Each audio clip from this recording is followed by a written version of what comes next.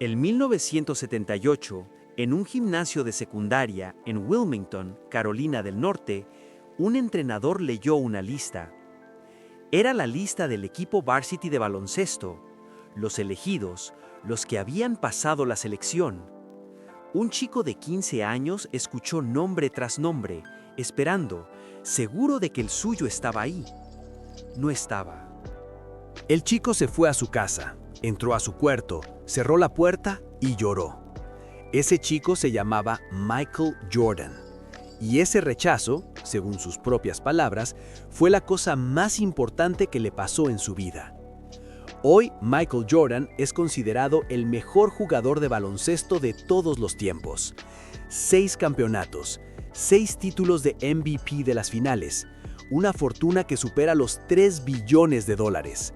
Pero nadie te contó lo que pasó antes de todo eso. Esto es, nadie los vio venir. Michael Jeffrey Jordan nació el 17 de febrero de 1963 en Brooklyn, Nueva York, pero creció en Wilmington, Carolina del Norte, una ciudad portuaria del sur de Estados Unidos. Era el cuarto de 5 hijos. Su padre, James Jordan, trabajaba en una planta de General Electric, su madre, Dolores, en un banco. Una familia trabajadora, unida, con valores claros, disciplina, esfuerzo, respeto. James Jordan era un hombre que construía cosas con sus manos.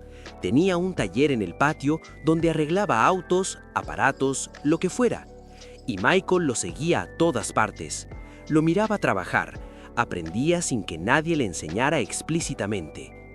Esa capacidad de observar, analizar e imitar la llevaría después a estudiar a cada rival antes de enfrentarlo, pero eso vendría mucho después. De niño, Michael no era el mejor en nada en particular. Era competitivo hasta el extremo, sí. Odiaba perder con una intensidad que incomodaba a quienes lo rodeaban. Una vez le rompió un palo de golf a su hermano porque le estaba ganando. Otra vez golpeó a una niña en el recreo porque lo provocó. No era un santo, era un chico con una necesidad brutal de ganar que todavía no sabía cómo canalizar. Su primer amor no fue el baloncesto, fue el béisbol, y después el fútbol americano. El baloncesto llegó casi por accidente, siguiendo a su hermano mayor, Larry, que era mejor que él en casi todo cuando eran niños.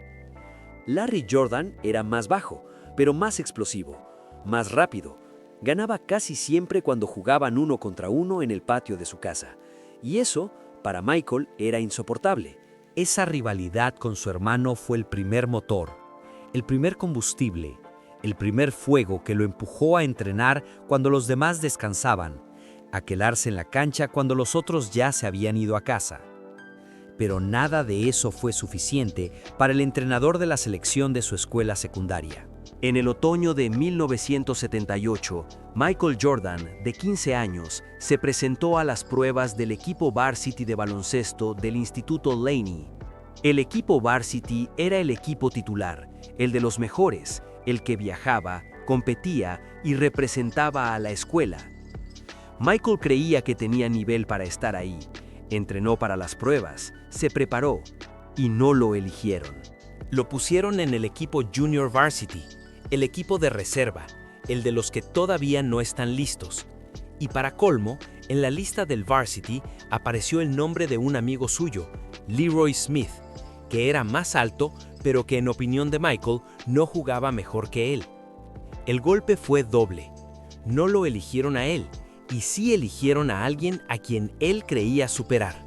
Ha contado este momento decenas de veces a lo largo de su vida, en entrevistas, en documentales, en discursos, y siempre dice lo mismo: fue el momento que lo cambió todo. No porque lo destruyera, sino porque despertó algo en él que no sabía que tenía. Esa misma tarde, volvió a casa, cerró la puerta de su cuarto y lloró. Y cuando terminó de llorar, tomó una decisión. Dijo que iba a usar ese rechazo como combustible para el resto de su vida, que cada vez que quisiera rendirse, volvería a ese momento, a ese nombre que no apareció en la lista. Lo que vino después fue casi sobrehumano. Se levantaba antes del amanecer para entrenar, llegaba al gimnasio antes que cualquier otro jugador. Se quedaba después de que todos se iban. Trabajaba cada debilidad hasta convertirla en fortaleza. En el equipo Junior Varsity ese año promedió más de 40 puntos por partido. 40, en un equipo de reserva con 15 años. Al año siguiente lo pusieron en el Varsity y desde ese momento nadie volvió a dejarlo fuera de ninguna lista. Hay un segundo momento en la vida de Michael Jordan que muy poca gente conecta con su grandeza, y es quizá el más doloroso de todos. El 23 de julio de 1993, James Jordan, el padre de Michael, fue asesinado. Tenía 56 años. Había parado a descansar en su auto en Carolina del Norte después de asistir a un funeral. 2 hombres lo encontraron dormido, lo robaron y le dispararon. Michael Jordan y su padre eran inseparables. James era su confidente, su primer fan, el hombre que siempre estuvo en las gradas, el que lo vio llorar cuando no lo eligieron, el que lo vio ganar sus primeros campeonatos. Cuando Michael se enteró de la muerte de su padre, algo en él se rompió de una manera que el baloncesto no podía arreglar. 3 meses después, en octubre de 1993, Michael Jordan anunció su retiro del baloncesto. Tenía 30 años. Estaba en el pico absoluto de su carrera. Acababa de ganar su tercer campeonato consecutivo con los Chicago Bulls. El mundo no lo entendió. Los medios especularon. Los fanáticos se sintieron traicionados. La verdad era más simple y más humana que cualquier especulación. Michael Jordan había perdido al hombre por quien más quería ganar. Y sin él en las gradas, el juego ya no tenía el mismo sabor. Se fue a jugar béisbol, el deporte que su padre siempre había amado. Firmó con los Birmingham Barons, un equipo de ligas menores.